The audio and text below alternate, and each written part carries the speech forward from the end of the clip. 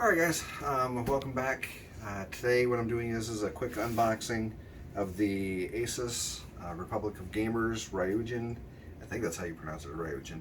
360. It is a all-in-one cooler designed by Asus. They have several different ones out there. This is their better one. This one has your standard cooler. It does have a 360 millimeter radiator, so it is a triple 120 fan. It does have the built-in pump on the CPU block. However, this is kind of unique. On the CPU block here, it has your RGB lighting. It also has a small LED display that you can set up to give you temperatures, custom sayings, custom JPEGs, all different stuff that you can kind of do with that. So it's kind of really neat. It's very unique. Not only that, but also on the CPU block itself, there's actually a fourth fan.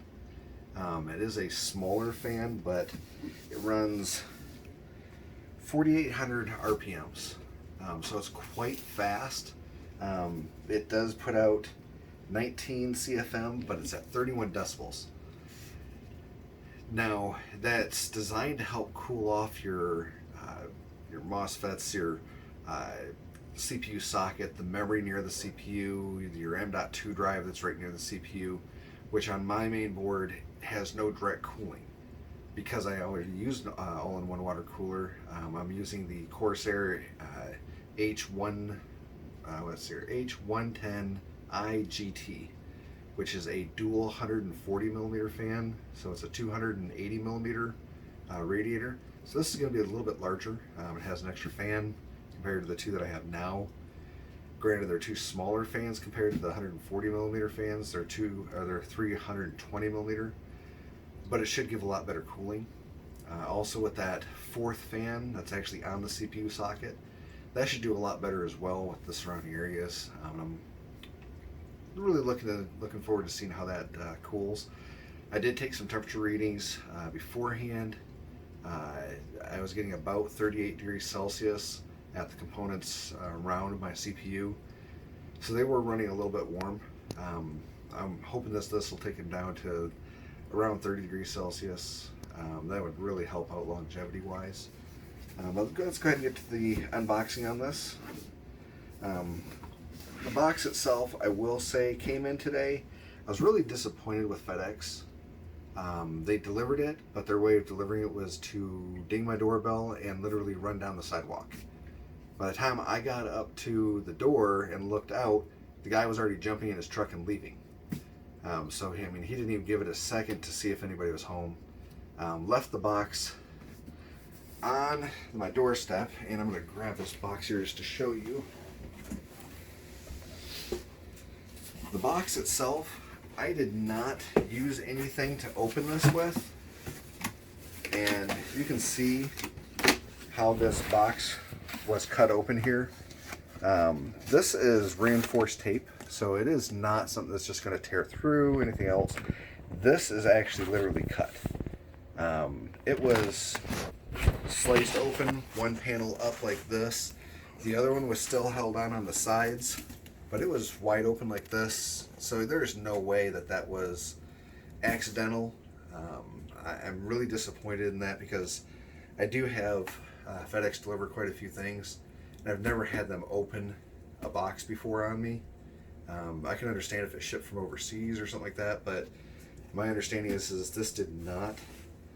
It came from Florence, New Jersey. So there's no reason it didn't have to go through customs or anything. There's no reason that this would have been open. Thankfully, nothing's missing out of here. But again, that was my number one disappointment. My number two disappointment was this is supposed to be a brand new unit, but looking at it, the front of the box here has got quite a bit of scuffing on it. Normally, I would attribute that to just general, wear and tear on the box, especially if it was old merchandise. But this particular item is brand new. It is brand new to the market. It's not been out for of a year out on the shelves or anything. The side here you can see even has a small indentation in it. I don't know if the camera's picking that up or not, right above my finger. Okay, and even on the back, there's quite a bit of scuffing all along here. So it's definitely been through a bit. I would say it was from shipping, but it shipped inside another box. So this was not the outer carton. So my one concern is this truly a brand new unit, or did they send me something that somebody else ordered and sent back to them? I'm going to go ahead and open it up here. So case-wise, it's set up a lot like the Asus motherboard boxes, where it's got this kind of unique panel here. Parts-wise, looks like you have your standard CPU brackets for Intel, AMD. This does support AM4, and it also supports for the Threadripper. So supposedly everything is bolt-in ready so that it can be installed. This is going to be the cover for that CPU cooler for the water block itself. This is just got it's got a, I don't know if you can see this by holding up to the light, but you can see the window for where the LCD is, and also the little strip there for the LEDs. So it's kind of neat. Fans, yeah, these are going to be the 3 industrial Noctua fans. These are high static pressure fans as well. But I am noticing on the packaging here, if you can see, that packaging does have some wear marks, like it's been removed from the case before, or maybe even shoved back in. Looks like it's just on the one fan. I don't see any dirt buildup on the blades, so I don't know if they were actually installed. I'm starting to think maybe this was something that was ordered and sent back, but again, I don't have any way to prove that.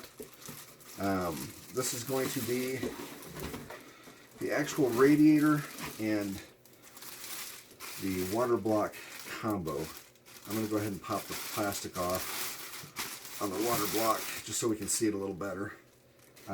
Radiator, again, it's a standard 360 millimeter radiator, and this as well, the bag here has got some markings on it too, like somebody has taken this out of here before as well.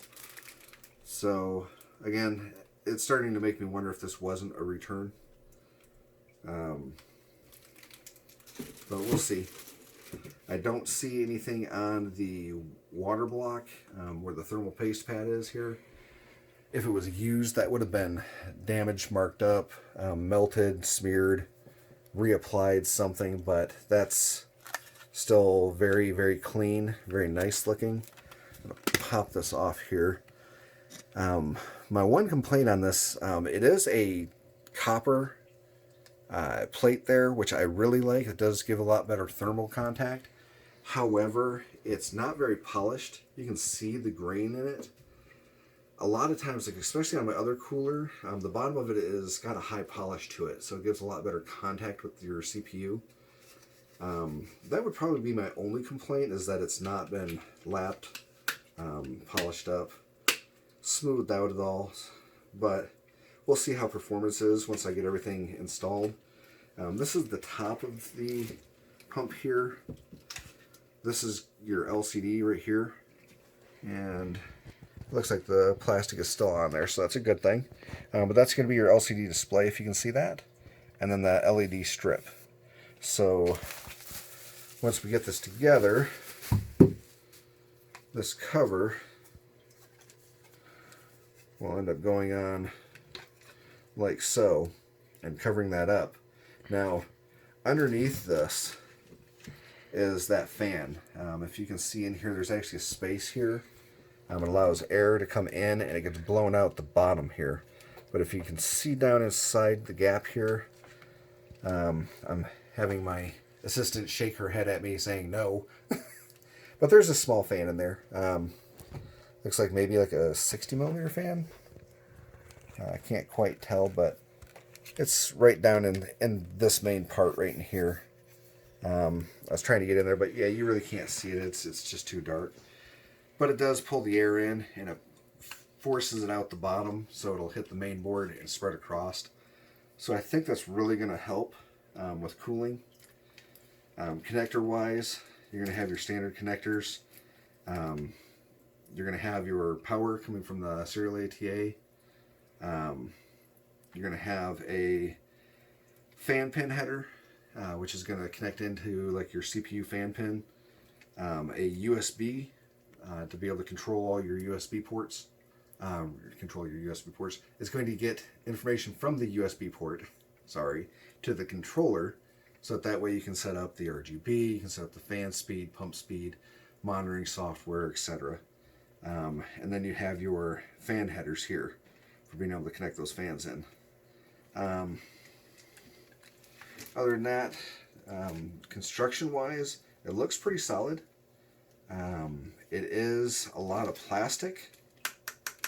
So, I mean, parts-wise, yeah, these are plastic. I would rather have seen it made out of, an aluminum or some type of metal at least, to hold up a little bit better.